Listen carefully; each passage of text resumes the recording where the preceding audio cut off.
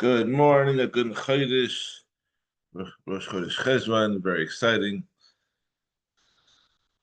Today we're learning Perek Ches, chapter 8 of Sheviis, almost done. And today's share is sponsored the Nishmas Aaron Nachum and Simcha Cohen, Shomor Chaven Shepsel, Bracha Sarah Bas Shmuel Leib, and Binyamin Moshe ben Yosef. May the Neshamas all have an aliyah. Perek Ches starts off. Mishnah Aleph, Klal Gadol Amar B'Shvius. The Chachamim made a big rule about Shemitah produce. Kol HaMiyuchad L'Meichel Adam. Any produce that is reserved for human consumption. I'm going to glare at the sun over my whatever. Any produce that's reserved for human consumption. Ein osin mimenu malugmal adam. We may not make it into a poultice for a person. A poultice is a like a concoction of like softened grains or herbs that is put over a wound to relieve soreness. You can't use that.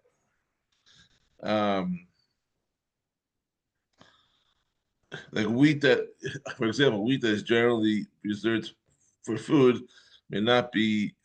You can't use the softened wheat kernels of Shemitah to make that refuah solution.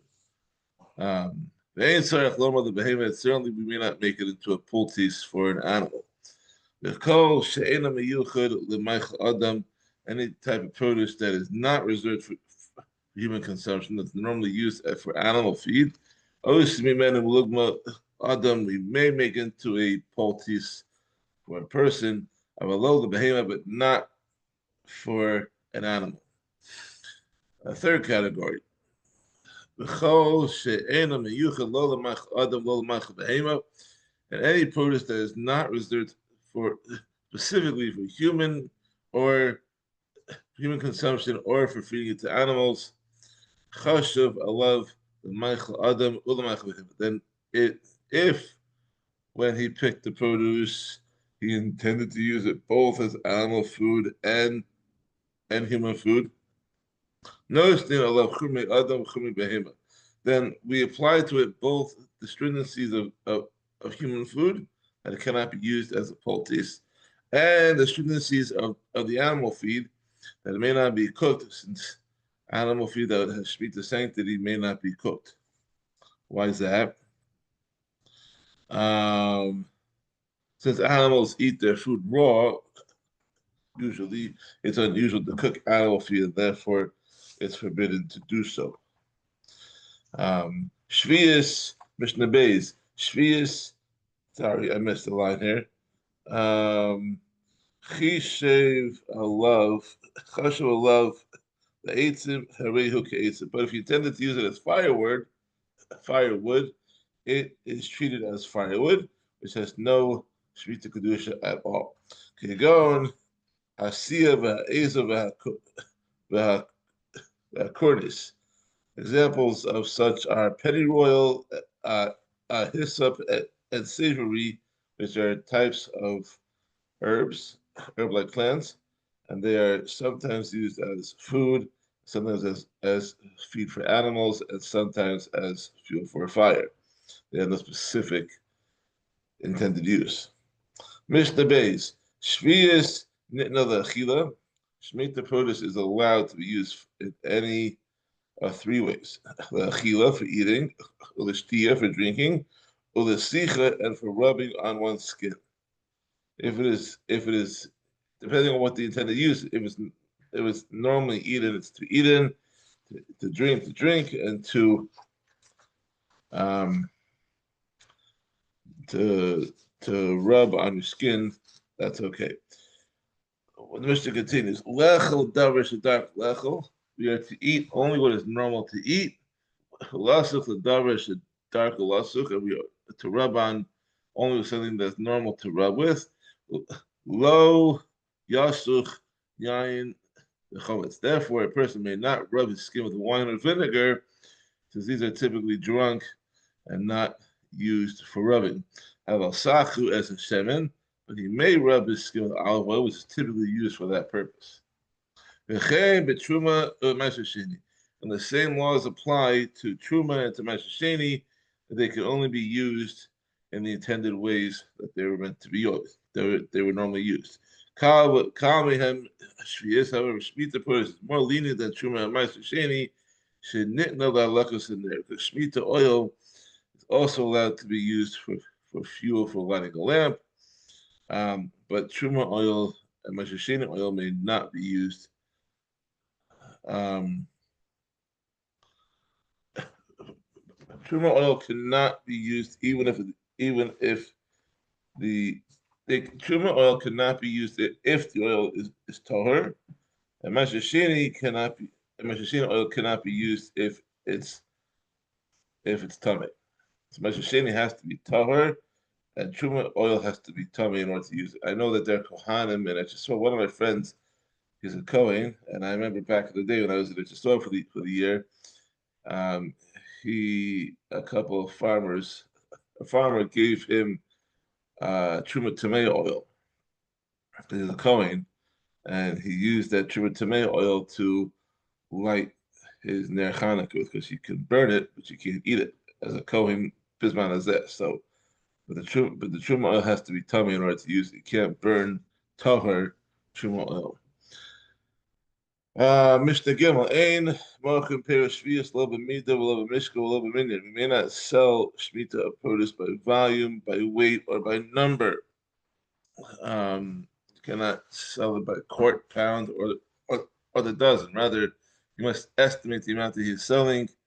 Since that's an unusual way to sell produce, the buyer will be reminded that it's Shemitah produce, and he will treat it in accordance with its laws. Below te'enim b'minyan, below yarak b'mishkal. He may not sell his figs which are usually sold by weight, by number, or his vegetables by weight. Rather, Shemitah produce must be sold without any measurements at all. Beishamai says, Af lo agudos. It's also not permitted to sell Shemitah vegetables in bundles. Since vegetables are typically sold in bundles, then Shemitah produce cannot be sold in bundles. So Beis Hillel says, Esh dark lego b'bayis ogdin osabashuk. When it comes to vegetables, according to Beis Hillel, what would normally bundle even to use at home, you can bundle them and sell them in the marketplace. Since the vegetables are always kept in bundles, and then be sold in bundles as well. Kagon karshin v'nesachal. The examples of such vegetables are leeks and the milky blossom. Go back to Perek, to the previous Perek to talk about that. Bananas, for example, it's a fruit, but they're usually sold in bunches, so you don't need to buy them individual pieces, or like grapes on a grape, the grapevine. They come in clusters of grapes. You don't need to pull all of them off and buy them as separate grapes. You can buy a cluster of grapes. That's how they normally sold, according to Beis Hillel. Mishnah Dalet.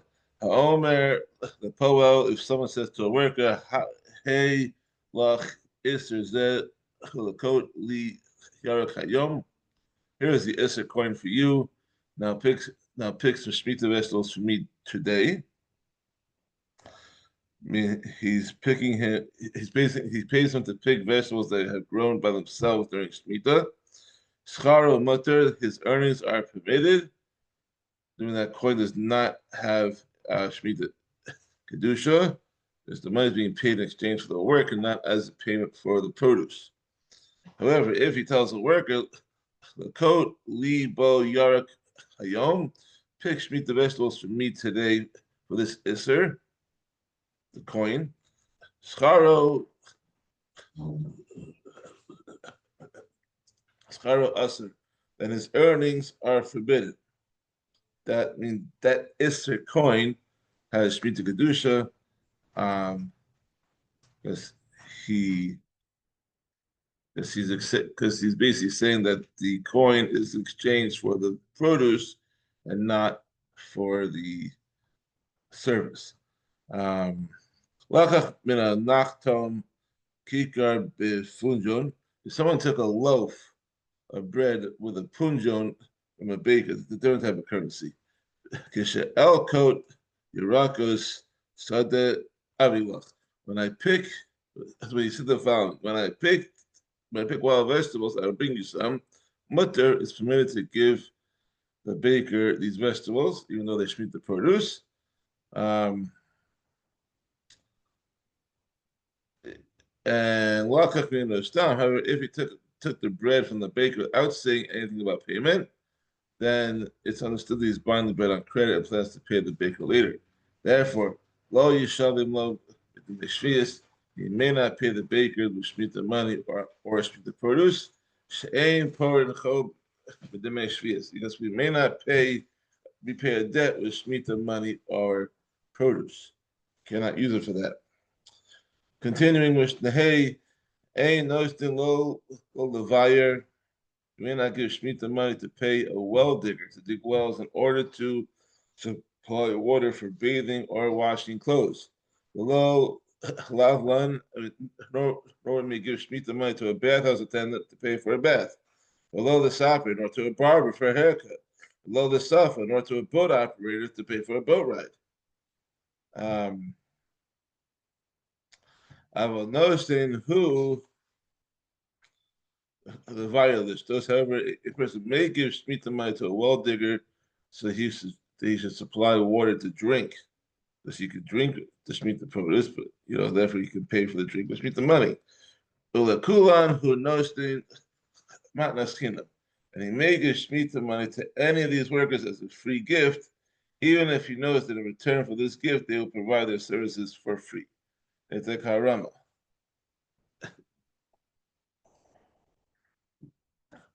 It also works when you have like the esrogim of Shemitah. You can't pay for it in esrog of Shemitah, so you belay that in the cost of the esrog into the other three minim. It's a technicality. Te'enim shel Sheviis ein kotz so b'muksa. When harvesting Shemitah figs that were unlawfully guarded, we may not cut them with a fig knife. Aval kotz osam be charba. But one may cut them with an ordinary knife, since that is an unusual way to harvest figs. Ein darken another begas.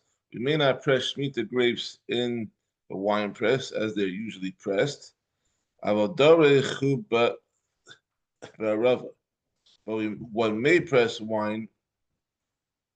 One may press them in a kneading trough, which is unusual. You don't usually put grapes into a bowl that's used for dough. That's unusual. And we may not crush Shemitah olives in an olive press and then squeeze out the oil with a heavy beam that is weighed down by a large stone, as is usually done. Whether he should crush the olives in a container that is not normally used for crushing olives and then put them in a small olive press to extract the oil. Rabbi Shimon says, Af tochin hu bebeis habadu machnis lebodida. One may even grind the olives in a regular olive press, but he may then put them in a small olive press to extract the oil. Mishnah Zayin, ein mevashlin yarak shel Sheviis b'shemen shel truma. A person may not cook Shemitah vegetables with truma oil. Shelo yiveinu l'dei psul, so he does not cause the vegetables to become unfit to eat. But if truma oil became tamei, then it has to be burned. When vegetables are cooked with truma oil, then the vegetables absorb the oil and will have to be burned. It become tamei. So therefore, you should not cook Shemitah vegetables with with truma oil. Rabbi Shimon Matzi, Rabbi Shimon permits it. He says it's not a problem.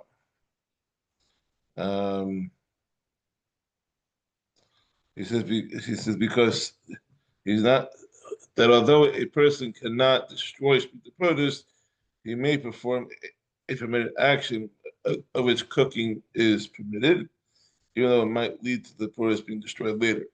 It's according to Shimon.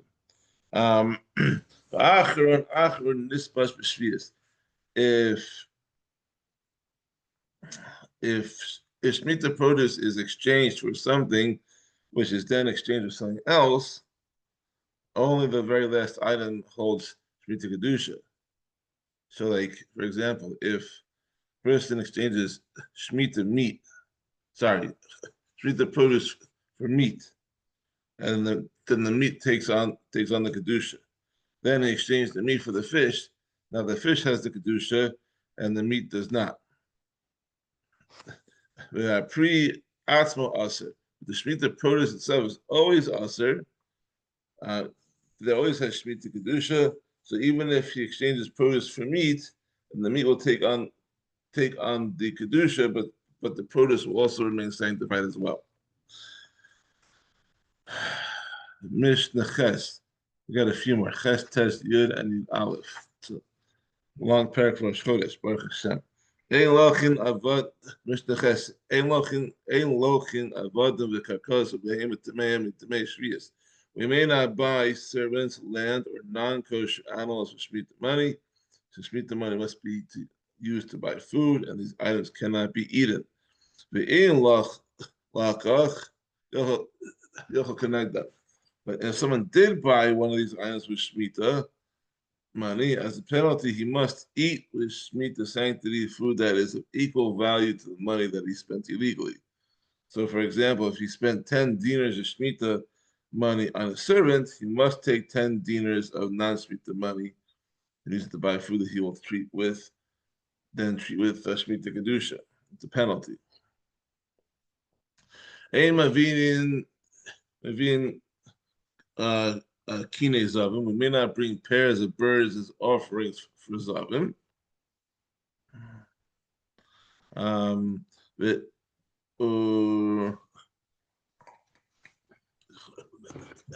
The kine zavus, or pairs of birds as offerings for zavus. The kine yoldos, or pairs of birds as offerings for women who have just given birth. I mean, the Sheviis. You can't bring those birds from Shemitah money. Since these people must bring their offerings to fulfill an obligation, they must use ordinary non-Shemitah money to buy the birds. If someone did bring one of these offerings with Shemitah money, as a penalty, he must eat with Shemitah Kedusha food that is of equal value to the money spent, as we discussed earlier in the Mishnah. Ein sachin kelim b'shemesh Sheviis. We may not rub utensils with Shemitah oil ve'im sach yochel kenegdo. And if someone did rub utensils with Shemitah oil, as a penalty, he must eat with Shemitah Kedusha food that is of equal value. So you see, the penalties are there, and you just can't do what you want with this stuff. Mishnah test. Or shesachu b'shemesh Sheviis, leather that someone rubbed with Shemitah oil. Relezer Omer, Relezer says, yidalek, it must be burned as a penalty for misusing the oil.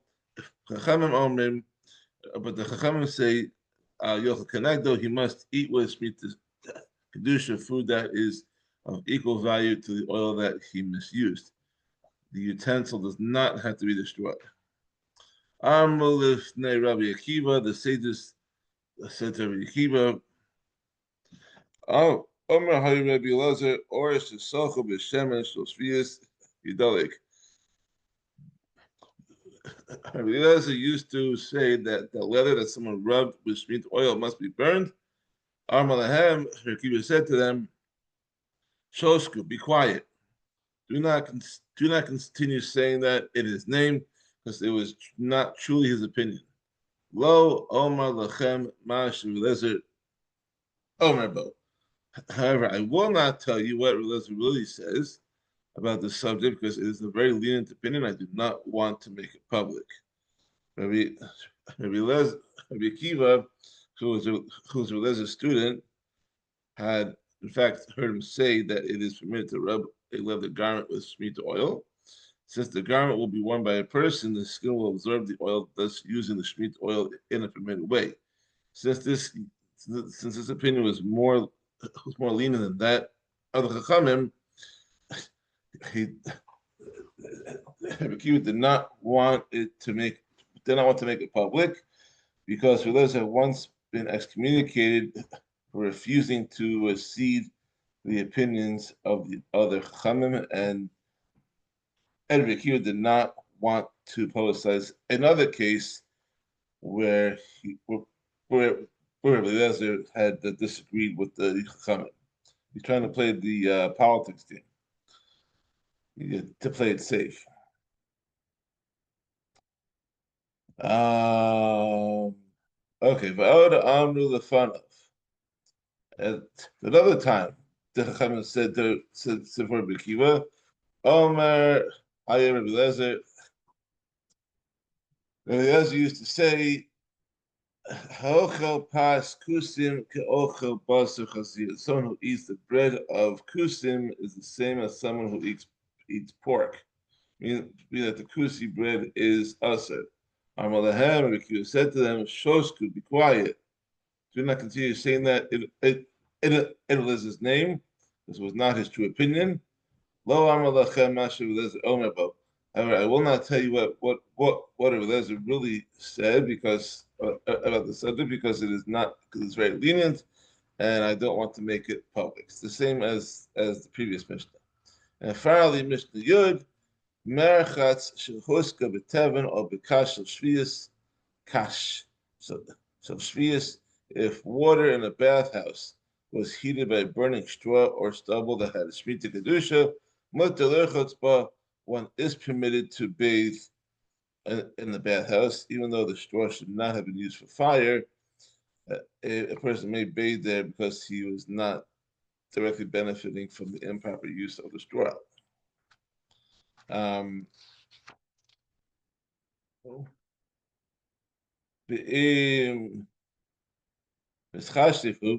But if he's a respected person and other people learn from his actions, then he may not bathe there because if people see him bathing, they might assume it's permitted to use Shemitah straw as fuel. That is the end of Perek. We will continue tomorrow with Perek Test. Have a wonderful day and a good Chodesh.